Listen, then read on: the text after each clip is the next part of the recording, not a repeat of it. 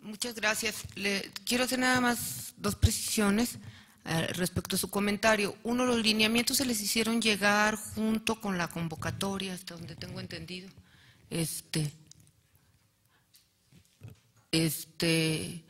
Y la otra situación es que sí entrevistamos para algunos casos a muchas personas y sí platicamos con ellos.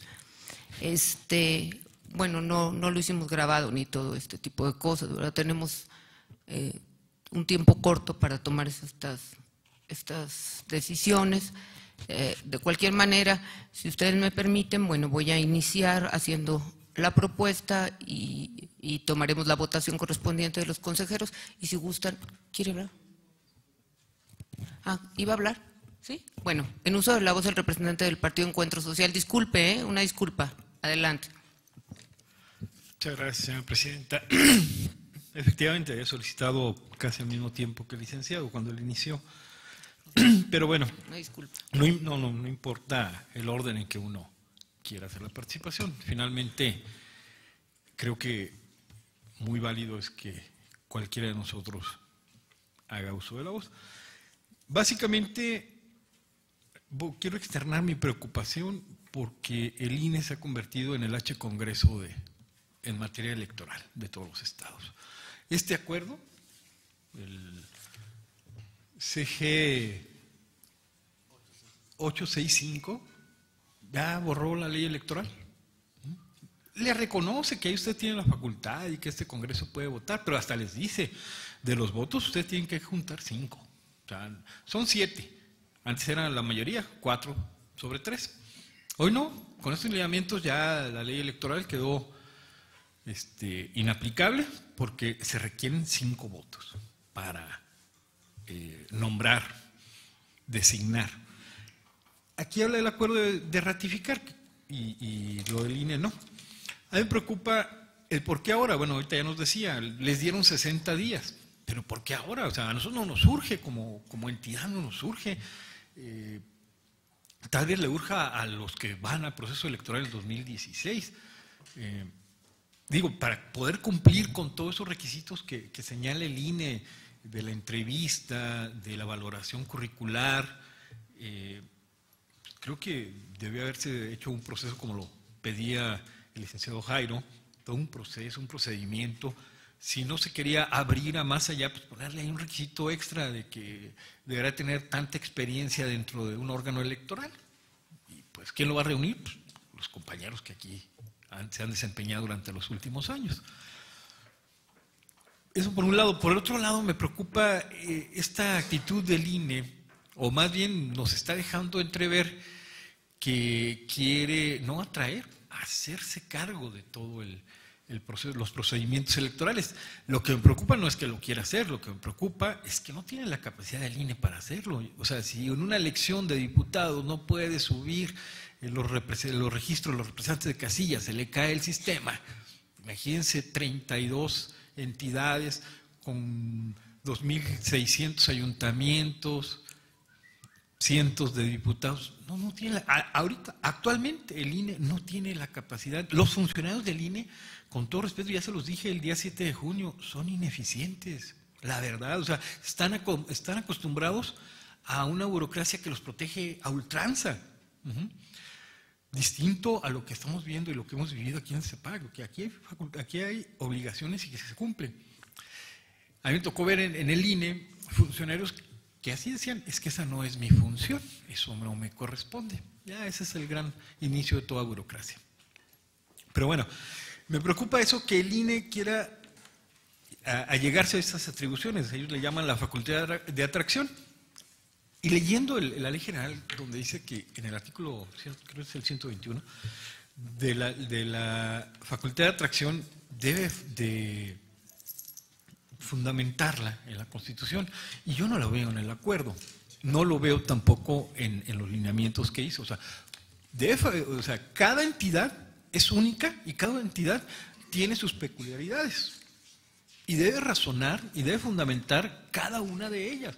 En Aguascalientes, porque va a haber elecciones en 2016. En Colima, porque son bien tramposos y les gusta volver a hacer reelecciones. En Chihuahua porque los consejeros andaban haciendo esto. O sea, son las peculiaridades, y eso lo dice la Constitución, y eso lo dice la ley general, o sea, no son ocurrencias. Bueno, aquí yo no siento que este acuerdo CG 865 esté fundamentado, y fundamentado en cada una de las entidades, y debe de hacerlo, porque no somos iguales.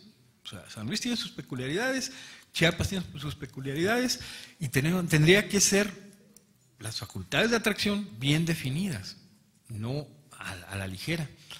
Y esto es parte, y por eso lamento que se haya ido la representante del Poder Legislativo, esto es parte de lo que las experiencias que debe retomar el Poder Legislativo para que las modificaciones a la reforma electoral que viene, pues estén ahí señaladas, y que también ponga los límites dónde es lo estatal y dónde es lo federal, y si se va a hacer, como parece que así es, se quiere hacer todo un sistema electoral nacional desapareciendo las OPLES, bueno, pues vayamos sentando las bases.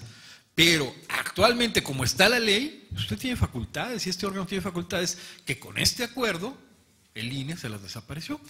Y me preocupa porque finalmente los diputados y los representantes populares que estuvieron en la reforma 2014 han demostrado su inoperancia, han demostrado su ignorancia, tanto del PAN como del PRI como del PRD. O sea, ahí van parejitos. O sea, la verdad, no saben lo que se metieron y ni en lo que nos metieron. Y a lo que metieron los consejeros, de todos los OPLES. Y yo creo que aquí sí tendría que hacer un pronunciamiento este consejo ante el INE y ante el Congreso local. Bueno, pues, ¿cuál va a ser las facultades y atribuciones? ¿A quién le vamos a hacer caso? ¿A la ley local o a las ocurrencias del INE? Gracias. Muchas gracias.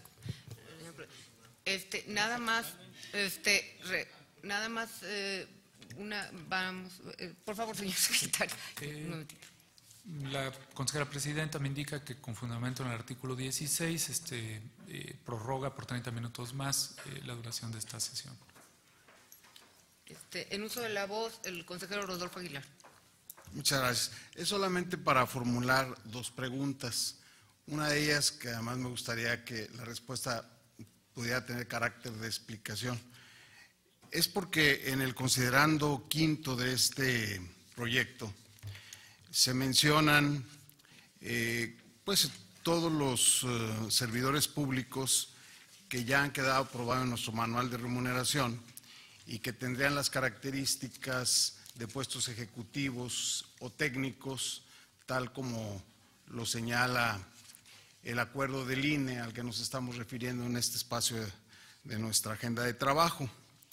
Y me doy cuenta que al final del proyecto no están marcadas las propuestas para el nombramiento o la designación del titular de la unidad de fiscalización y del titular de la unidad de información pública. En primer lugar, me gustaría saber el por qué esta presidencia no va a proponer a estos dos titulares. Entiendo, desde luego, no desconozco que no es necesario que usted proponga todos los cargos. En todo caso, si no se nombran en este momento o si no se designan más correctamente en este momento, pues el INE justamente tiene la posibilidad de atraer el proceso para nombrarlos. Pero sí me gustaría saber cuál es el motivo del por qué estos dos titulares no están propuestos. Y la segunda pregunta es para saber cuál va a ser el mecanismo de votación, porque el acuerdo señala que debemos votar, y justamente me preocupa mucho lo que ya dijo el representante del partido político Encuentro Social. Me preocupa mucho que, bueno, tienen que ser 5 votos y sin embargo, pues el proyecto es uno solo. ¿Qué pasa si yo, por ejemplo, a uno de estos cargos o a un par o a 3 de estos cargos quiero emitir mi voto en contra? Si se va a votar el proyecto completo o de qué manera. Pregunto el mecanismo, porque para mí hubiera sido mejor que se emitiera un proyecto para cada cargo y a cada uno de ellos se le asignaba un número de acuerdo y así pudiéramos votar, aunque con un solo proyecto homogéneo, pudiéramos votar para cada uno de ellos, porque si no, tal vez pues nos veríamos en alguna complicación en el método de votación. Entonces, esas son mis dos preguntas.